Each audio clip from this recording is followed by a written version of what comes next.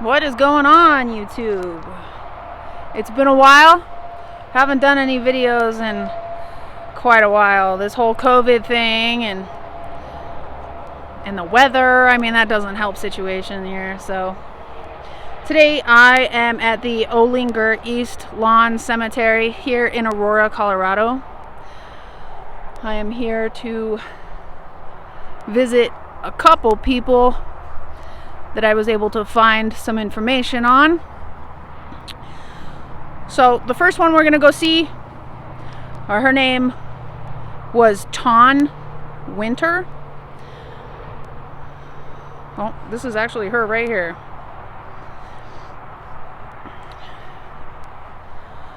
Born 1986, May 22nd, and she passed away November 12th, 2009.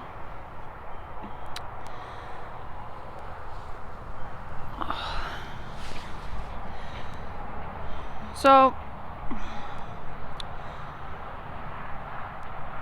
there was back in 2009 there was a group of 16 young men and women from a church traveling to Portland when their van slid on black ice near Baker City, Oregon. 20-year-old Joshua Geneva of Ohio and 23-year-old Taune Winter of Deer Trail died. The church group was headed to a business convention in Portland where they planned to work for 10 days to raise money to support their ministry. Hold on, give me a second here. Put this down. There we go.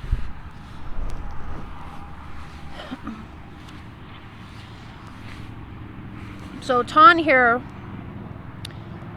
was a beloved little soul from everyone that she knew. She participated in Special Olympics, Awana, Young Olympians, Sunshine Kids, Ministry of the Arts, worship, dance, brownies. She also loved to feed the homeless. Taune's greatest gifts were that she loved and forgave people with unconditional love. She gave her life in service to God.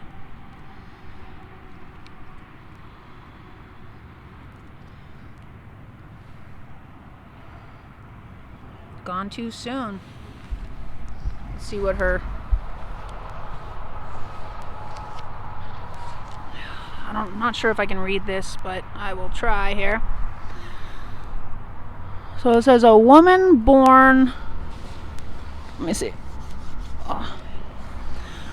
A woman born with a heart of gold, a sister who was always there, a person devoted to making others smile, a gift from God, a friend forever,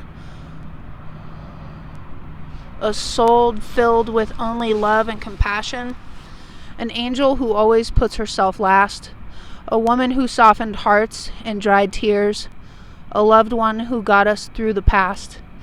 May we be half of what she was. A life that was not wasted on the meaningless. A driven spirit that only saw the good in people. She will forever be missed and never be forgotten.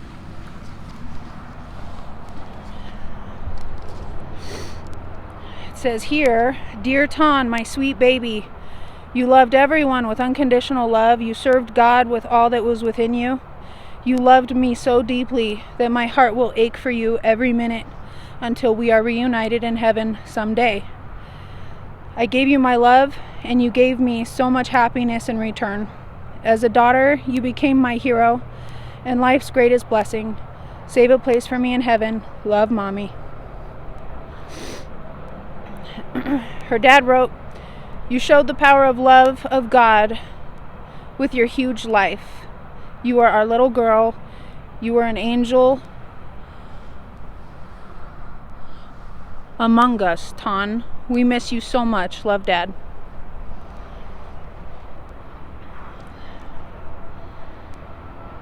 So rest in peace to Taune Winter.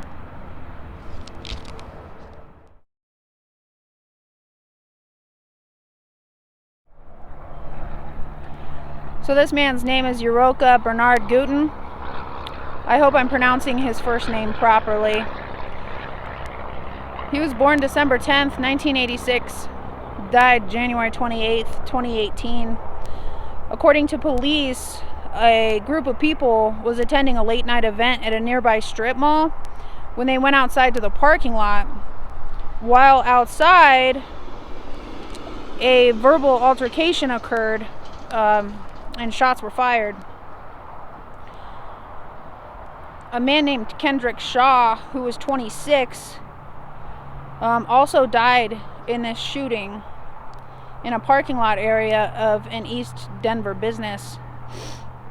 Information about a possible suspect, as well as a motive for the shooting, hasn't been released by investigators, but police are investigating whether the shooting was gang-related. So, as far as I know, this is an open investigation. If you know anything about this shooting, you are asked to call 720-913-7867. Again, 720-913-7867. Rest in peace to Mr. Guten.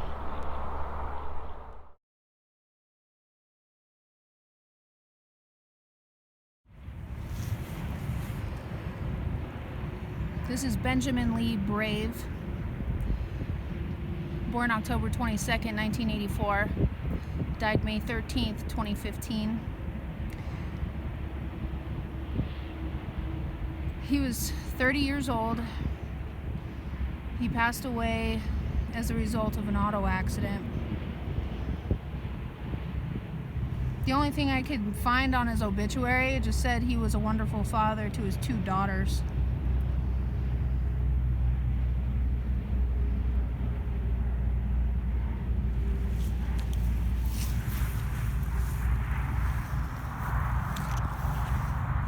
It says here, "Dear sweet child, that I've raised and cherished with your tragic passing, my soul has perished. My heart fell instantly and broke into a million pieces. This sorrow and grief I feel, each second increases. This is not right nor how life should be. It's my polished coffin. You should look down and see. For all of eternity, my burning tears shall freely flow. The love in your heart you would openly show. Dear sweet child, my worst nightmare has come true, for life shall never be the same without you." It's from his mom and dad. In the middle there it says, "I love you, Daddy, so much, Angel. We were just young girls when God took your daddy away to be with him in heaven, where we will meet again someday." And the bottom one says, "Haley, I love you, Daddy." To the right, it says, my brother, my friend, why did you leave? My heart and my soul forever shall grieve. You had so much life to give and share, and so many qualities that were exceptionally rare. When we were young, we'd fight and we'd play, but no matter what, I loved you each day. In you and your dreams, I always believed. I was so proud of all you achieved. But now that you're gone, I'm covered in gloom, sadness, and sorrow. Each day I consume. Dear brother of mine, I wished for this never. My love for you shall be here forever. Love, Zach and Amanda.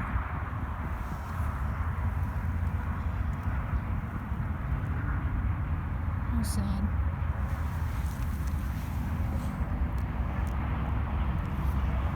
Rest in peace, Ben.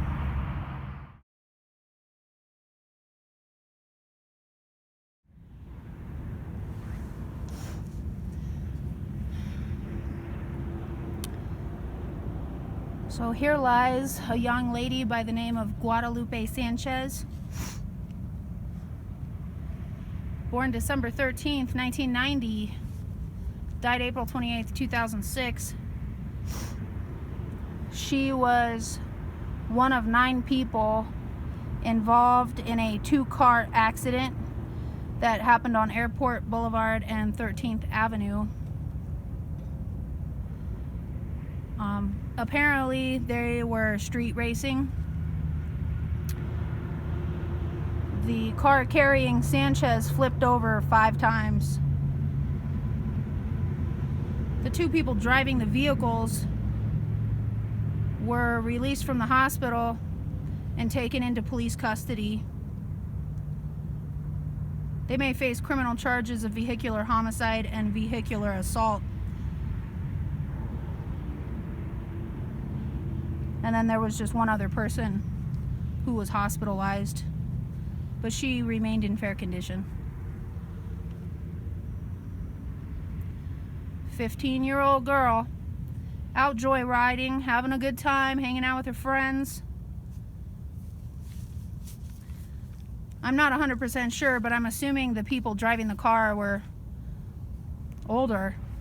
Probably might have been in their 20s. I don't know.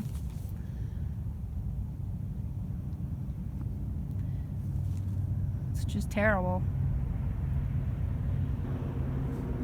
So rest in peace to Guadalupe Sanchez. Condolences to the family.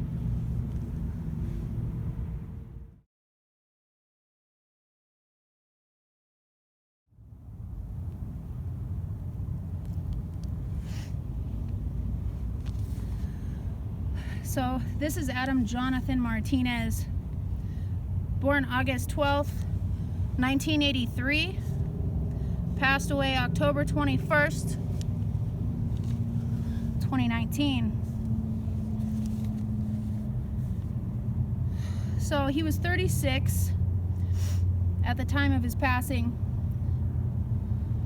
He unfortunately stole a Denver patrol officer's car after she responded to a report of a carjacking at a car wash. The officer had left her AR-15 in the front seat and her keys in the ignition as she and a second officer tried to apprehend Adam, but he got to her car and drove away. Adam then led police on a car chase along 6th Avenue and Federal Boulevard as he waved the rifle out of the car window. Officers forced his car to crash on West 8th Avenue under an interstate I-25 overpass. After the stolen police car stopped, Adam pointed the AR-15 at the officers who were chasing him, including an officer who was trapped in his car next to the one Adam had stolen.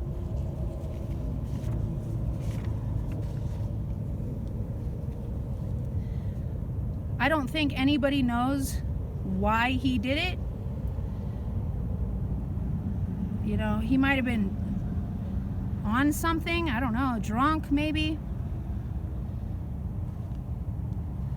He was very young. I don't know what would compel somebody to do something like that.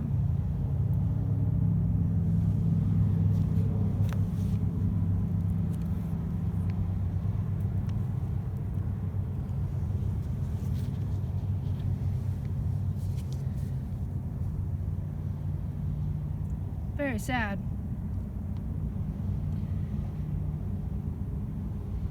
Rest in peace, Adam.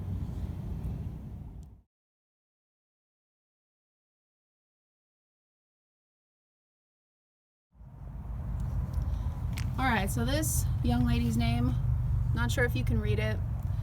It says Amanda Robin Whiteman, born September 4th, 1993, died August 23rd of 2004.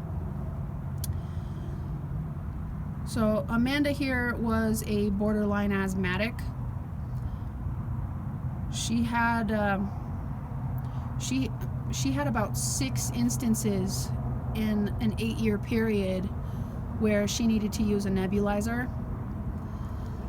And then in the fall of 2003, her and her brother came down with strep throat, and she ended up needing her nebulizer.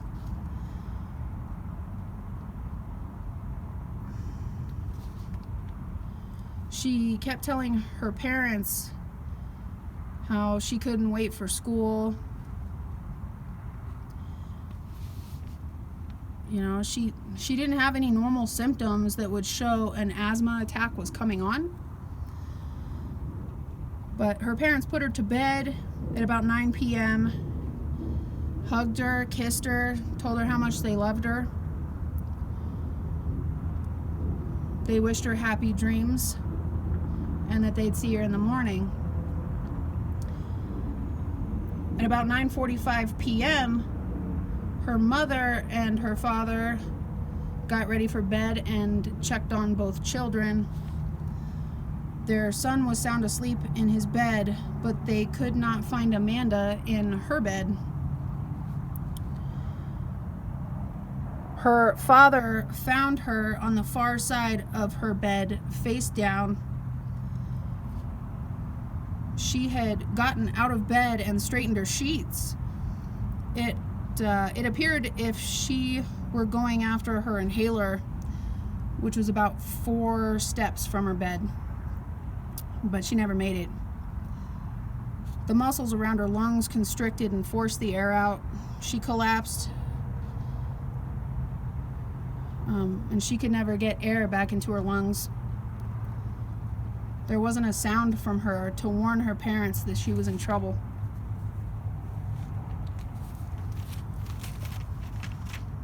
I myself am an asthmatic, so I know what it's like to feel like you can't breathe. Parents, if you have an asthmatic child, take it seriously.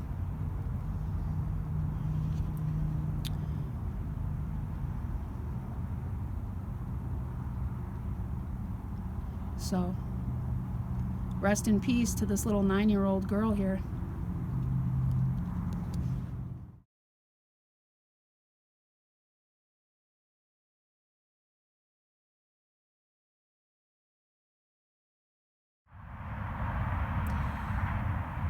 This is the grave of Matthew Gianopoulos, born May 25th, 1991, died October 3rd, 2012.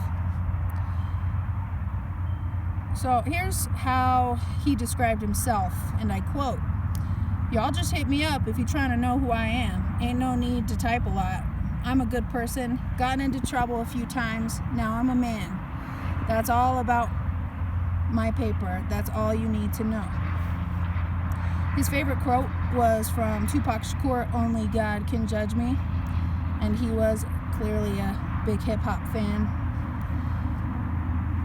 So, specifics are lacking in the information issued by the Denver Police Department thus far.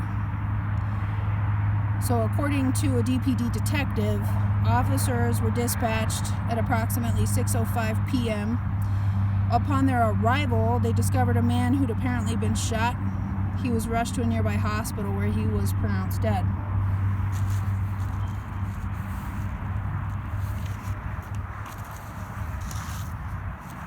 Now the coroner's office was able to identify him and list the cause of death as multiple gunshot wounds. According to his Facebook page, he was originally from Riverside, California. He relocated to Aurora, where he graduated from Rangeview High School in 2010. Clearly, he was proud of being from Colorado, as he bore a 303 tattoo on his arm, which can be seen reversed in a mirror shot shared on Facebook.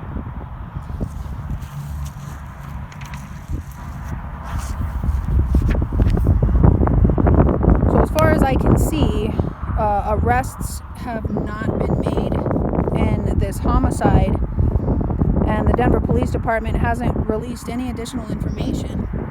However, Crime Stoppers is offering a $2,000 reward for anyone with information that leads to an arrest in this murder. The number to call, 720-913-STOP.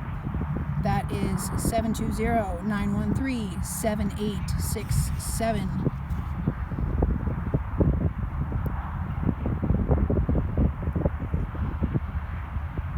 Anyone with information, please call. There's a family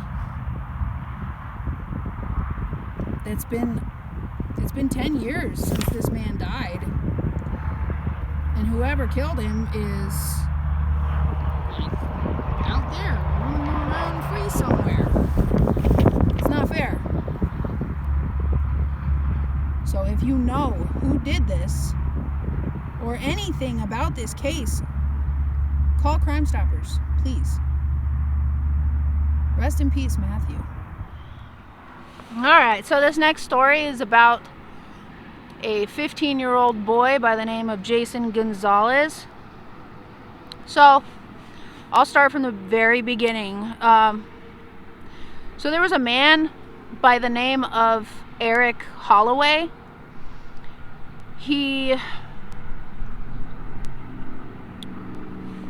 So he told police he was playing a video game on his couch the morning of the shooting that occurred when he heard a knock at the door.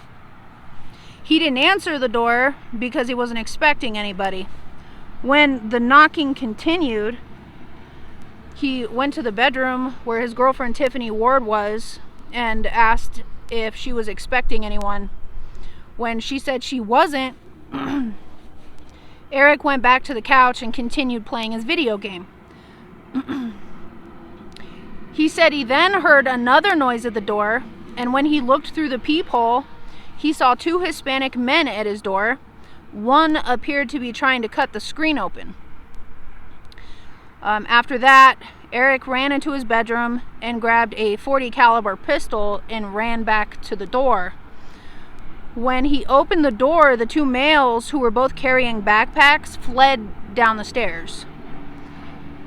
Eric told police he fired 2 to 3 times at the fleeing males from the top of the stairs and then chased them, firing several more shots at them. When he came around the corner of the building, he found one of the men with a gunshot wound and asked, "Why did you do that?" The boy responded, "Wrong house." Eric then ran back to the apartment, changed his clothes, and ran to his car with his girlfriend. When he got in the car, he said he saw the second male talking on a cell phone. He allegedly ran up to the boy and yelled at him why he made him do that. He choked him and slammed into the ground before fleeing. It's still not clear whether or not the police ever contacted the second male. But, so he stashed his gun in a computer bag in his car along with some marijuana. When the cops asked him why he didn't report the incident, he said it was because the gun wasn't registered and because he had about an ounce of marijuana on him. Police later learned that the gun had actually been reported stolen. His girlfriend was arrested on an accessory charge, but later she was released from jail, probably because she didn't have a prior arrest record. But Eric had been arrested a few times on domestic violence charges, according to the CBI. So from what I could find on sentencing, it looks like Eric Holloway received 20 years for this crime and should be getting released sometime around 2030. I couldn't find this boy's obituary, otherwise I would tell you more about him and not just how he passed. But this story should teach us all a lesson. Never assume. Assuming got this kid killed. Colorado does have a make my day law, but I would never exercise that right unless there was someone inside my home, not outside trying to get in. Especially if they ran away when I opened the door.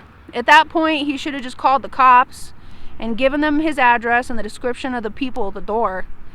You'd think that would be common sense. I guess common sense isn't too common these days. So, whether this kid was trying to break into this apartment or not, he was just a kid. He didn't deserve to get shot.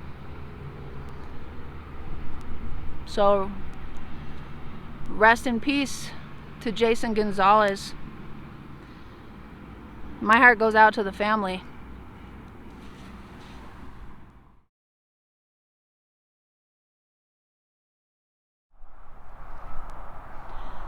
This is Karen Escobar, born July 25th, 1982, died April 12th, 2011. So, this story is super sad. Her husband, his name was Marcelo Sanchez. I think I'm pronouncing that right. He was charged with first-degree murder in the death of his wife. According to police, he stabbed Karen in the street in clear view of numerous witnesses, then went back to his apartment, grabbed another knife, and returned with the intention of stabbing her some more. So what led to this public display of disaffection? A probable cause statement on View quotes Sanchez as saying he'd seen Escobar making a phone call early on April 12th. He assumed she was talking to someone named Salvador. And the idea of this conversation clearly made him unhappy because he grabbed her phone on his way to work with the idea of checking it for calls. The phone log showed several calls from a Claudia, but instead of being reassured, Marcelo decided this was a code name for Salvador. So upon his return home, he grabbed a 10-inch kitchen knife and headed towards Karen. She immediately split through the patio door, but he caught up with her on the street and stabbed her more than 5 times. Apparently, though, he was dissatisfied with the blade because he tossed it away and went back to the townhouse they shared and grabbed a knife he presumably liked better. But before he could try it out, Denver police arrived. He quickly pocketed the knife, but the cops didn't have any trouble finding it after they ordered him to the ground. Sanchez allegedly told police his intention was to kill Karen. Unfortunately, he succeeded. I was unable to find any pictures of this woman. I was able to find pictures of a Karen Escobar, but there was a lot of different pictures of a bunch of different women. I wasn't sure which one was her, so I'm not going to show her picture. I did show her husband, Marcelo Sanchez. So, take a look at pure evil.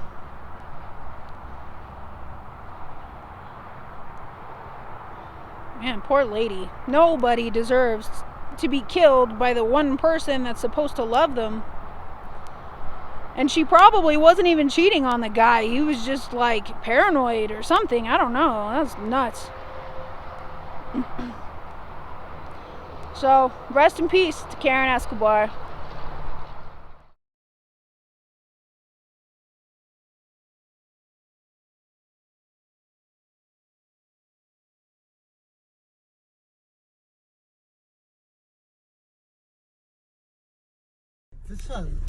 I can understand.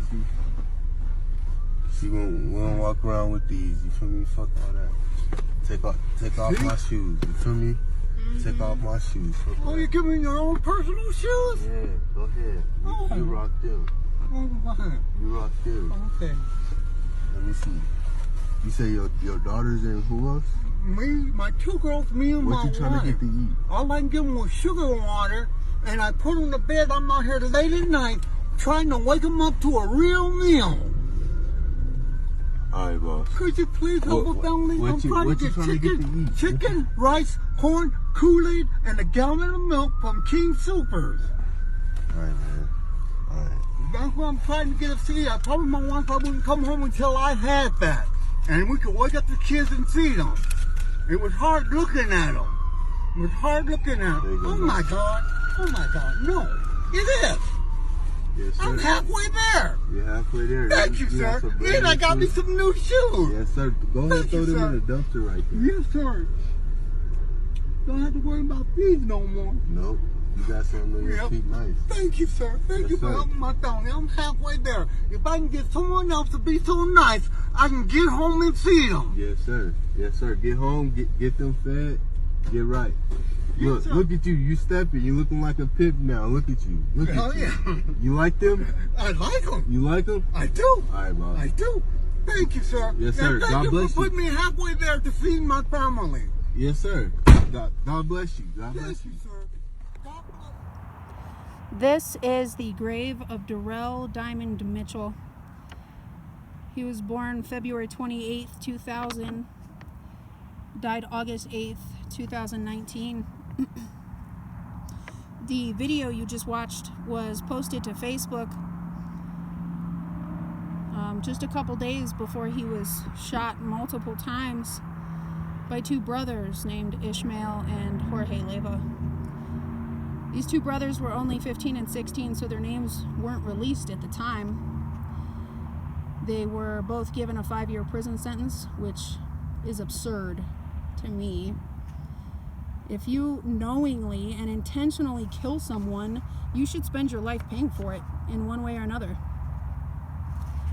You know, and I'd like to know what the parents of these boys are like and what kind of upbringing they had. I'm sorry, but if both, not one, both of your teenage sons shoot to kill someone, you failed as a parent. And you should be held just as accountable, in my opinion.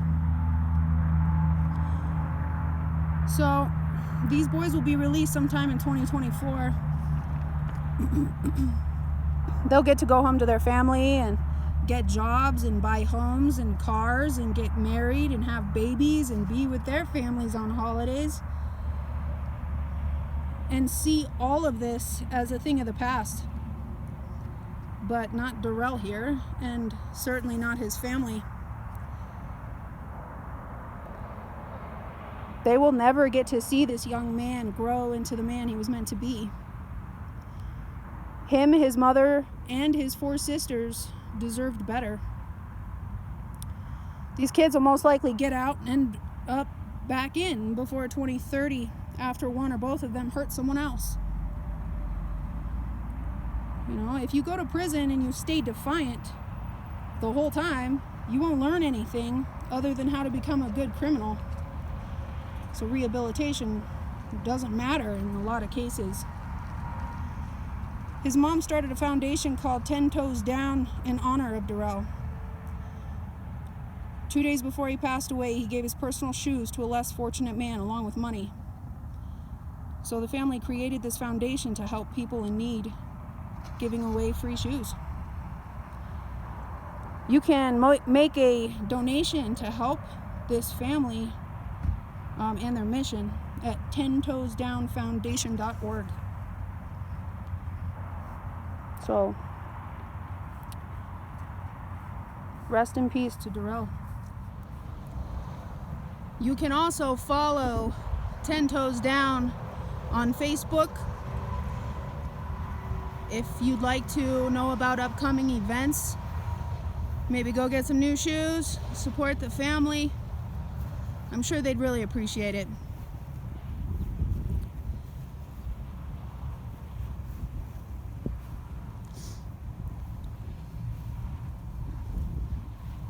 So, the day is just about done. Getting ready to go home. Got work again tomorrow. Thank you so much for watching. Please be sure to like, comment, share, subscribe. Push that notification if you'd like to know when I post new videos. If there's anything about my videos you like or you don't like, please comment below. I would surely appreciate it. But thank you so much for watching. I hope everybody has a good day. Take care of yourselves. Take care of your loved ones. And don't take any day, not one day, for granted. Alright, you guys, I'm out of here. Take it easy.